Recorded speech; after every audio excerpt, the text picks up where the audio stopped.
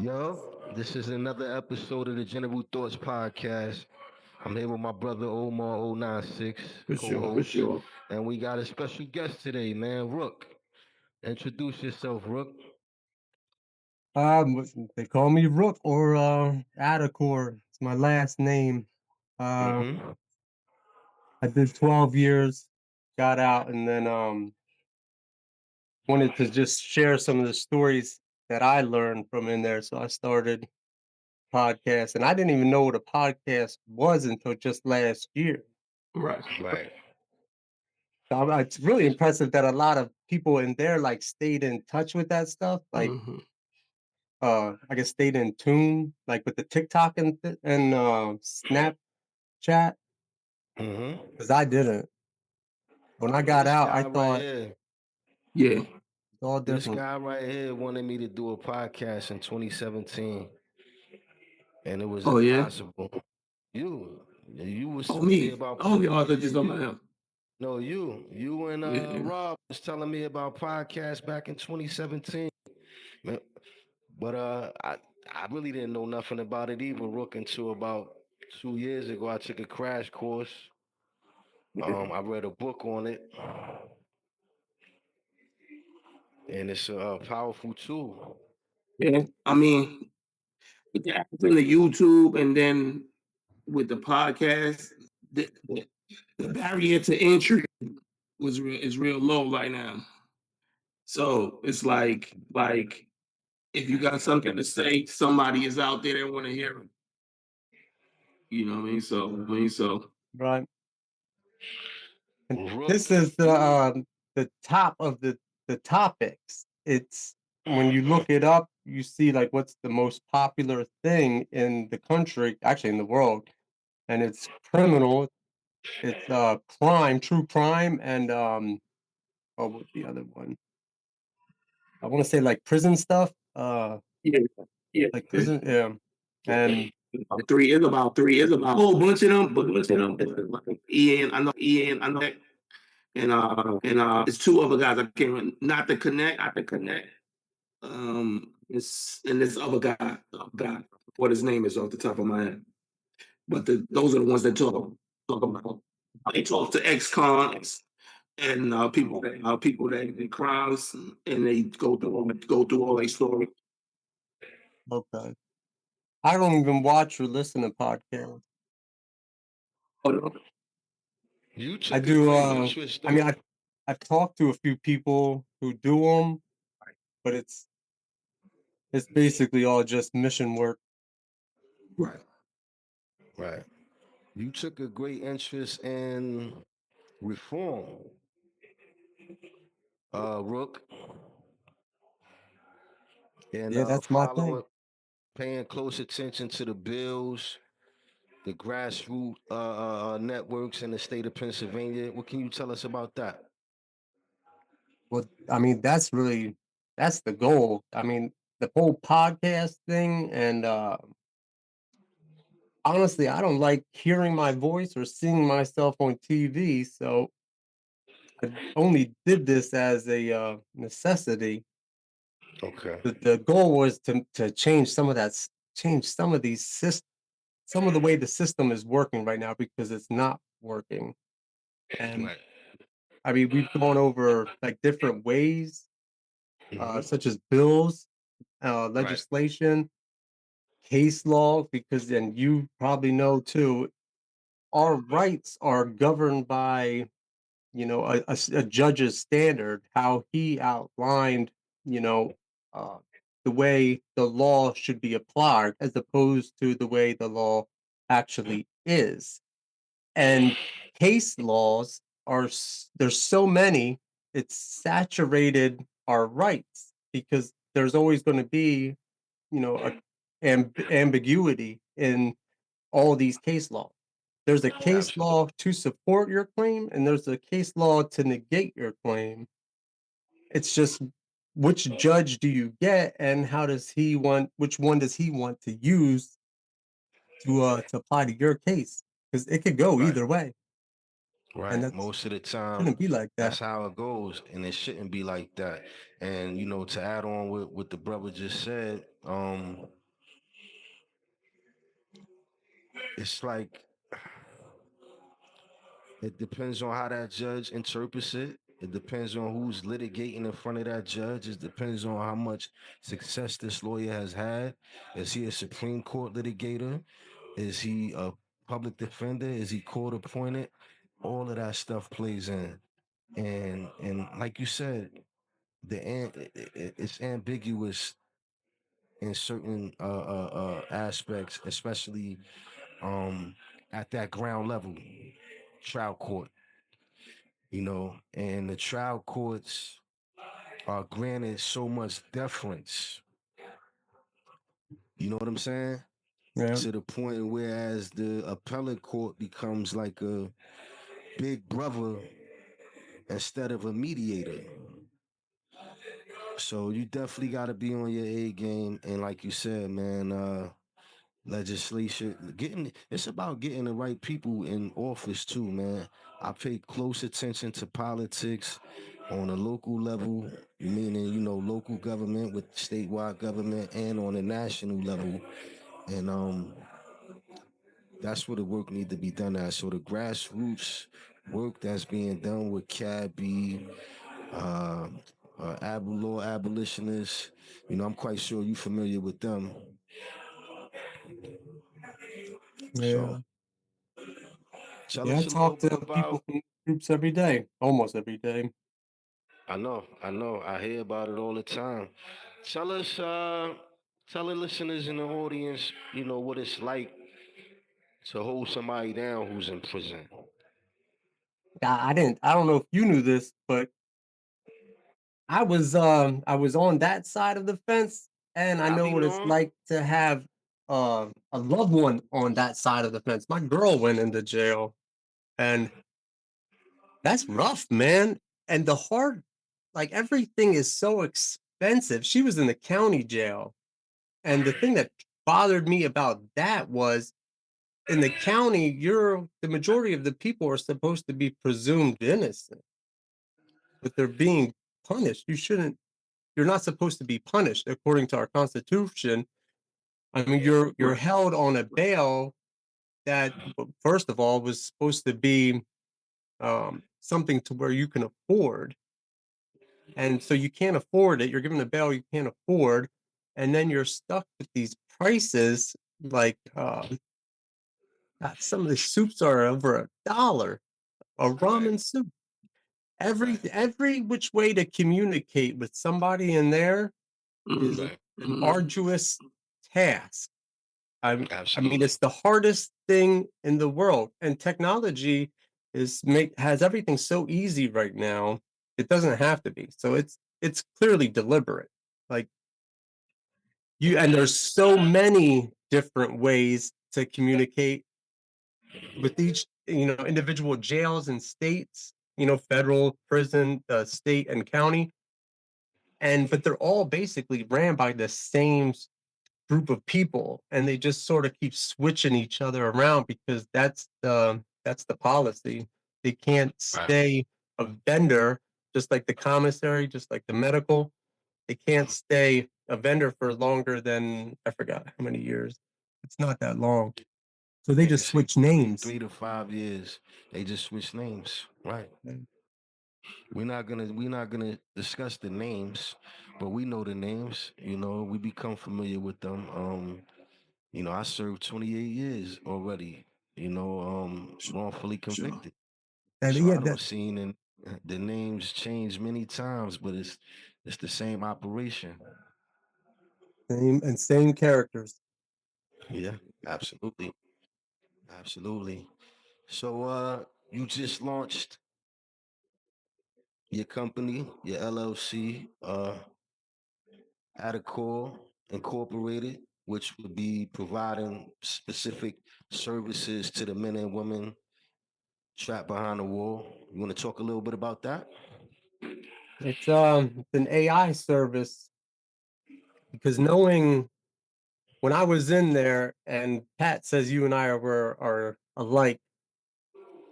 I was in my cell studying and reading, and the thing that I was missing though was resources. If I would have had myself while I was in there, things could have been a lot different. And I understand people out here at time is not the same, man. I remember asking folks, can you print me out something? Can you send me this? And it was like pulling teeth. And I was thinking, God, it should be so simple to hit print, but it's Right. really not. And Right. the AI is a could be a blessing for people in there. I mean, obviously, I understand why the administration wants to keep it away from you guys, because if I had AI, if I was in there, yeah, I probably would have taken over the DOC. It's I mean, it outlines everything for you, and in there you have that time to think, so you can formulate, you can Right. articulate things that out here we can't. And Right. I miss that about that isolation. Not enough to come back, but if I can sort of at least provide it to people in there, then Yeah. maybe somebody in there could use it for the good. And I know it can overturn cases. It's already found loophole or flaws in several cases I put through it. Absolutely. I'm super familiar with Yep. the artificial intelligence, the advances. I talk to my brother here consistently. We always bouncing stuff off each other. He's also my partner in Street Generals Publishing. So, he tries to get me to use AI, you know what I mean, for different things like, to put together marketing strategies, et cetera, et cetera. So I'm super familiar with it, and they definitely, you know, would never want that type of technology in the hands of someone that's intelligent. A court Yeah, case, a court Artificial case. intelligence Okay. added to intelligence. yeah, exactly. You can hear me? That's what it Um, would be too. Because right now everything's um, unintelligent being utilizing artificial intelligence, but you have somebody who's intelligent utilize this right, artificial intelligence. It could right, it could be it could pose a threat to Yeah. right, what they got going on. And right, in New York State, we just lost a case about lawyers using AI to Hmm. like prep their clients and themselves for the case. That they got to turn over all of that stuff to the other side. Yeah. If, That's recently elaborate a happened. little bit more. Huh? Yeah, Elaborate. so you could feed it like testimony or even the facts of the case. Like that'll be attorney-client privileges, Mm-hmm. and then that gets turned over to the other side. So things that you talk about to the AI, they take it as like stuff that's on a record. So it's And no then longer. and in this case in New York, they just did that because it's on the net. The other side is able to access that stuff. So it kind of puts it. It would put the defense at a disadvantage. Is what you're saying? Something like that. I didn't look. I don't know the full thing of the case. I followed this attorney, and then Okay. he was talking about it, and then he was saying like tell the other attorneys and other clients, be careful what you feed into the AI because they'll have to turn it over to the other side. That's a case law that they just put in. Right. New York is more progressive than Pennsylvania, though. Yeah, yeah, yeah. A lot more progressive. I was on the phone with Jason Flom over the weekend, and I was telling them about a chapter in one of my books. It could happen to any of us. You hear me, Rook? The name of that chapter is Commutation in Pennsylvania. And for that chapter, I sat down with one of the longest standing lifers in PA. Russell Sowell. He's been locked up since 1968, since Martin Luther King's assassination. On a night of wilding out in protest or rebellion towards what happened to someone he idolized, he made a mistake. And that mistake was that costly. But the conversation was about progression. You know, when is Pennsylvania going to catch up with the other states? Like, there's systems here that are clogged, and these release valves, when they're clogged, you know what happened? They just back up. Um, So, you know, New York is progressive, and you know, the work that Rook is doing is trying to get Pennsylvania to try to see it from a different perspective and try to catch up with 75%, you know, of the rest of the country. That 75 that's moving in the right direction, that's saying, yo, the world is changing. And we have to change. We have to be willing to stand on what this Constitution demands that we stand on.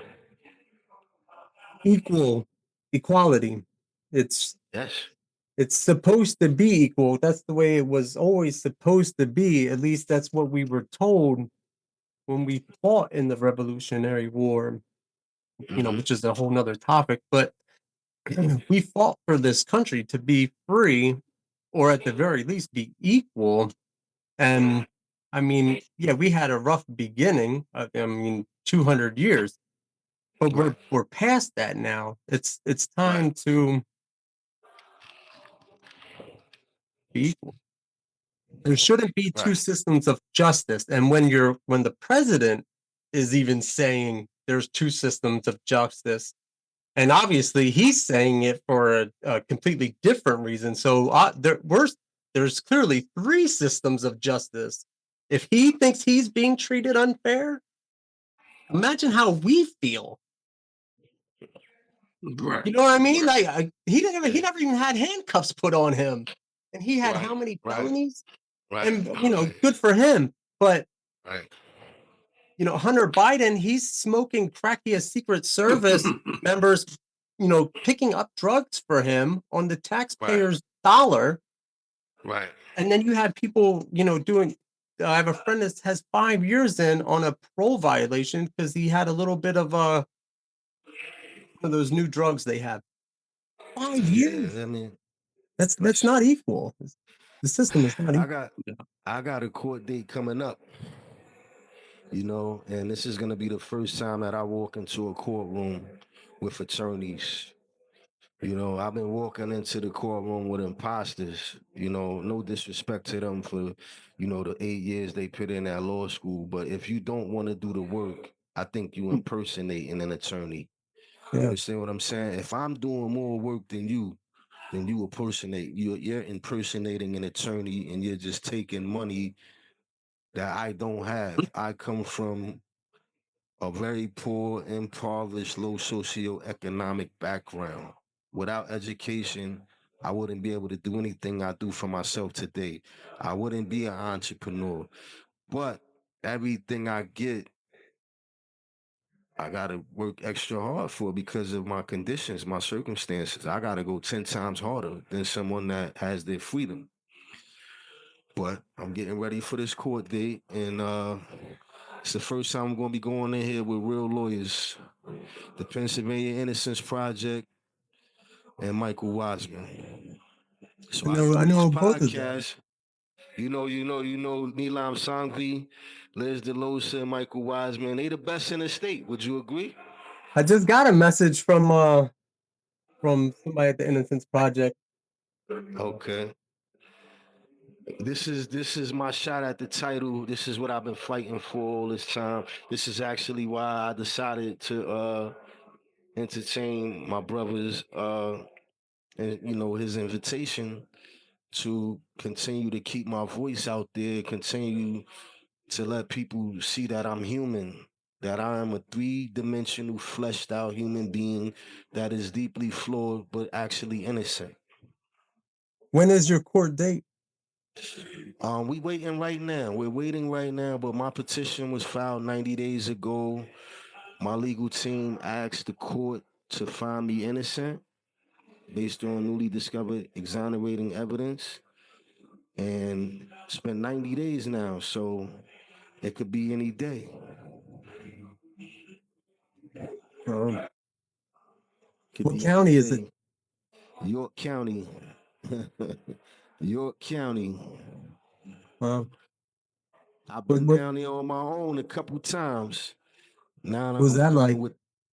Oh man, I didn't win. I didn't win.